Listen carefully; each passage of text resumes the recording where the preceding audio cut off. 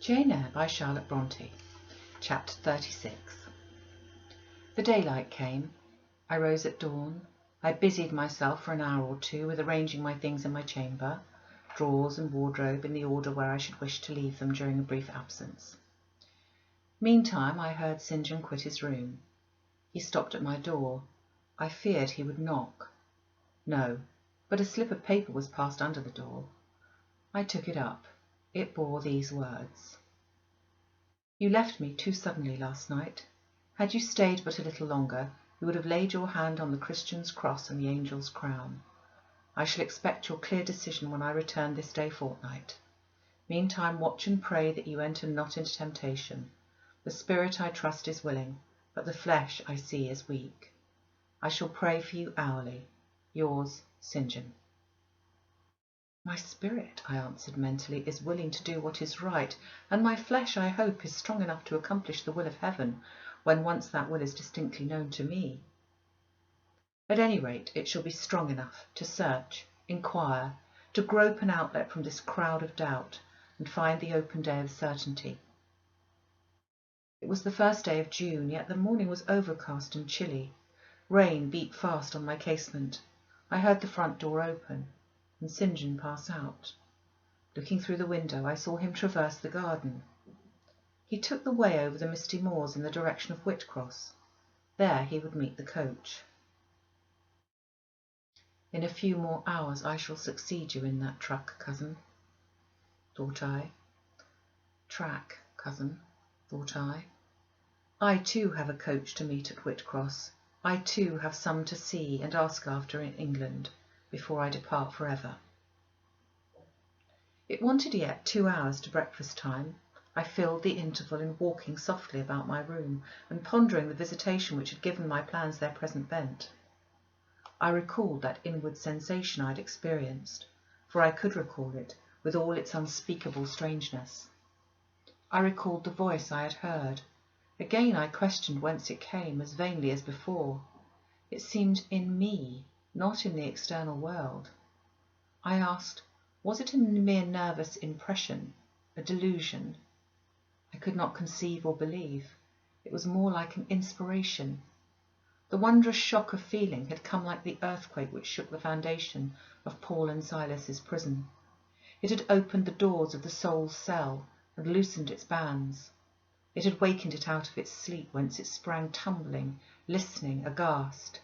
Then vibrated thrice a cry on my startled ear and in my quaking heart, and through my spirit, which neither feared nor shook, but exulted as if in joy over the success of one effort it had been privileged to make, independent of the cumbrous body. "Ere many days," I said, as I terminated my musings, "I will know something of him whose voice seemed last night to summon me. Letters have proved to no avail. Personal inquiry shall replace them." At breakfast I announced to Diana and Mary that I was going on a journey, and should be absent at least 4 days. "Alone, Jane?" they asked. Yes, it was to see or hear news of a friend about whom I had for some time been uneasy. They might have said, as I have no doubt they thought, that they had believed me to be without any friends save them, for indeed I'd often said so, but with their true natural delicacy they abstained from comment. Except that Diana asked me if I was sure I was well enough to travel. I looked very pale, she observed. I replied that nothing ailed me save anxiety of mind, which I hoped soon to alleviate. It was easy to make my further arrangements, for I was troubled with no inquiries, no surmises. Having once explained to them that I could not now be explicit about my plans, they kindly and wisely acquiesced in the silence with which I pursued them. According to me, the privilege of free action I should, under similar circumstances, have accorded them. I left Moor House at 3 o'clock in the afternoon, and soon after 4 I stood at the foot signpost of Whitcross,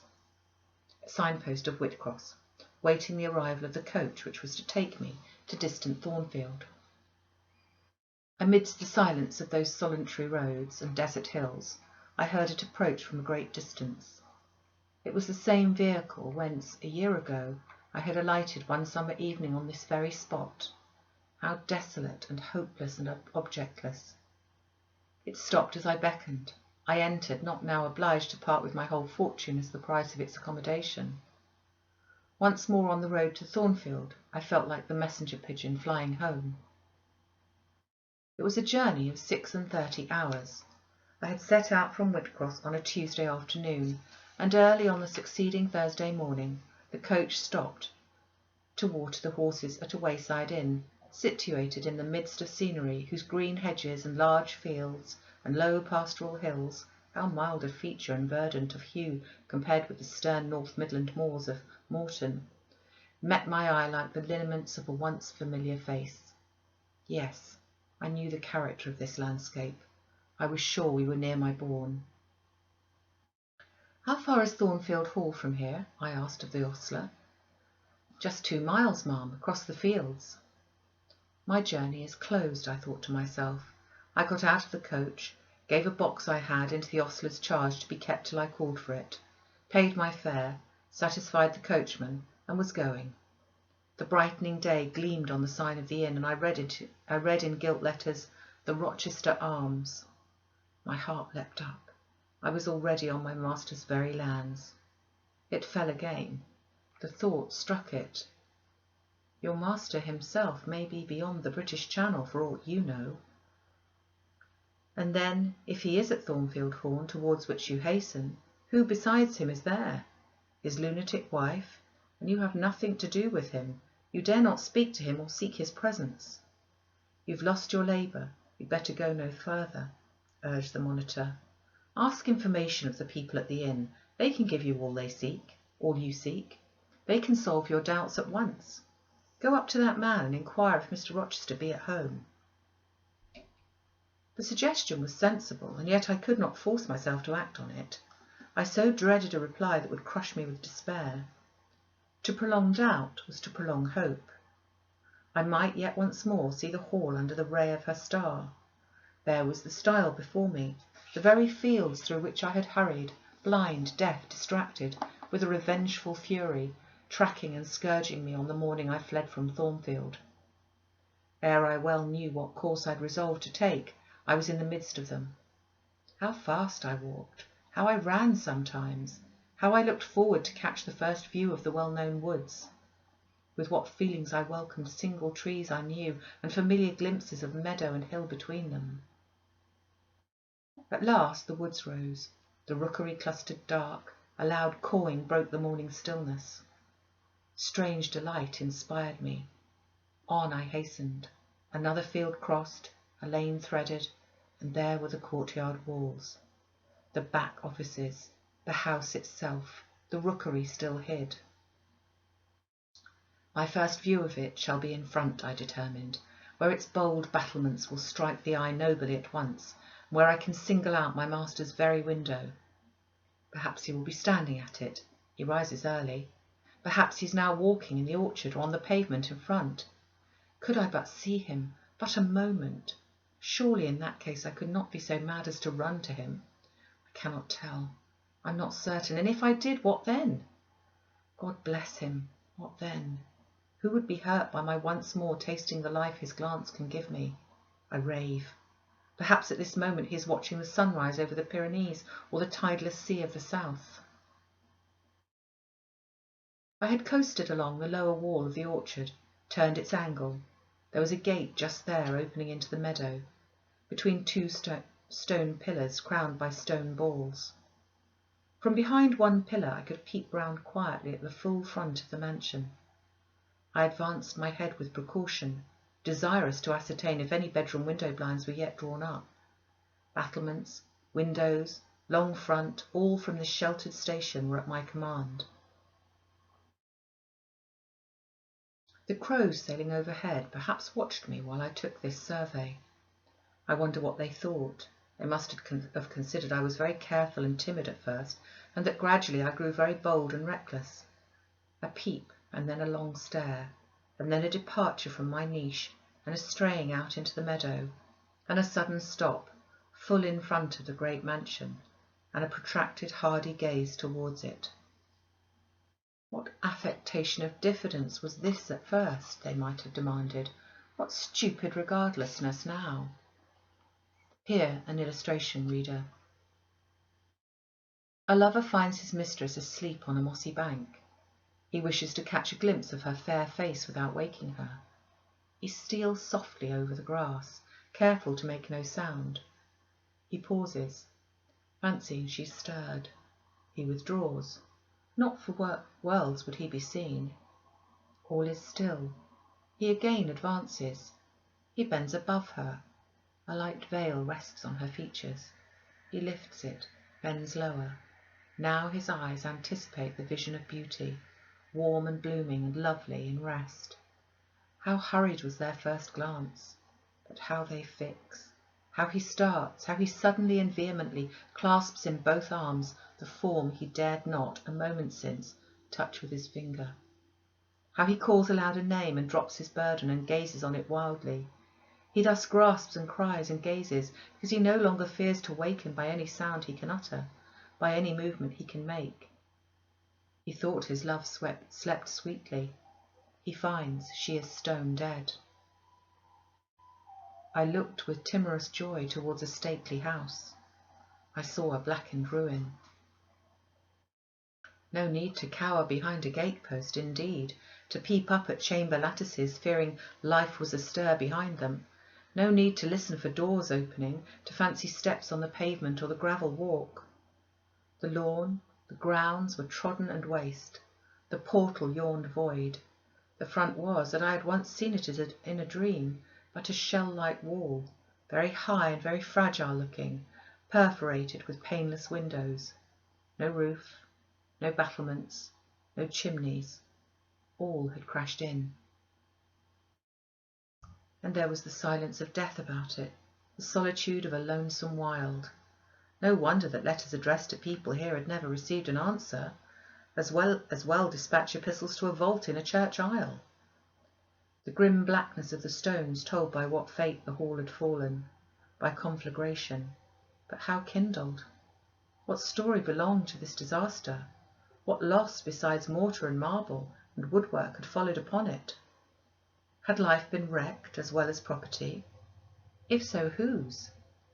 Dreadful question. There was no one here to answer it, not even dumb sign, mute token. In wandering round the shattered walls and through the devastated interior, I gathered evidence that the calamity was not of late occurrence. Winter snows, I thought, had drifted through that void arch. Winter rains beaten in at those hollow casements, for amidst the drenched piles of rubbish, spring had cherished vegetation. Grass and weed grew here and there between the stones and fallen rafters. And oh, where meantime was the hapless owner of this wreck? In what land? Under what auspices?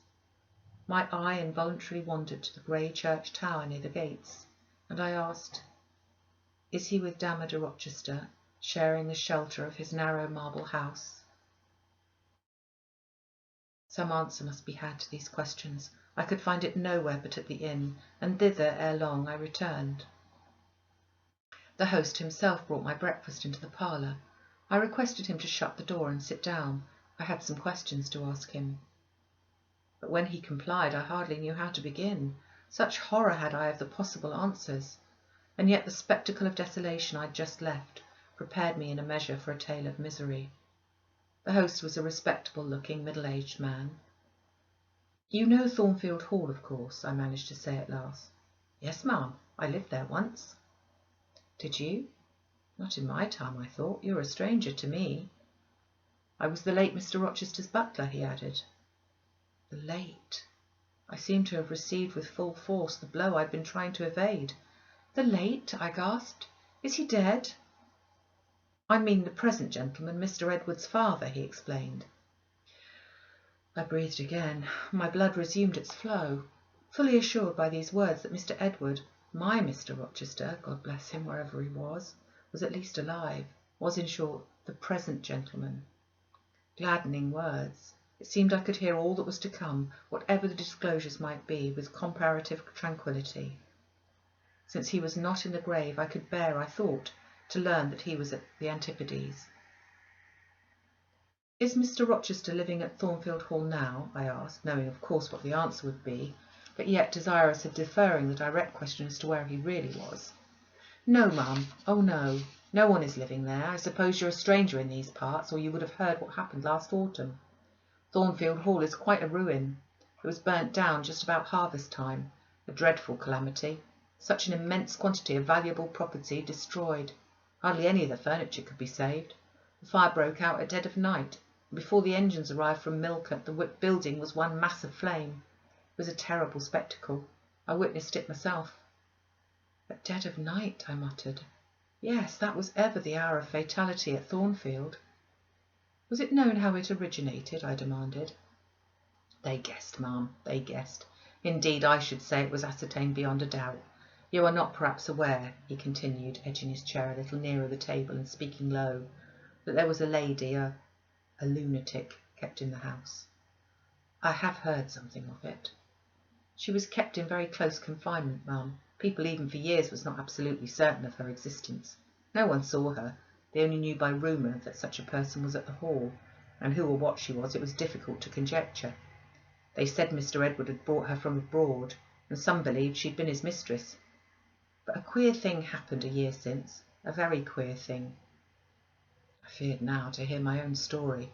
I endeavoured to recall him to the main fact. "And this lady?" "This lady, ma'am," he answered, "turned out to be Mr. Rochester's wife. The discovery was brought about in the strangest way. There was a young lady, a governess at the Hall, that Mr. Rochester fell in—" "But the fire," I suggested. "I'm coming to that, ma'am. That Mr. Edward fell in love with. The servants say they never saw anyone so much in love as he was. He was after her continually. They used to watch him. Servants will, you know, ma'am, and he set store on her past everything. For all, nobody but him, thought her so very handsome. She was a little small thing, they say, almost like a child. I never saw her myself, but I've heard Leah, the housemaid, tell of her. Leah liked her well enough.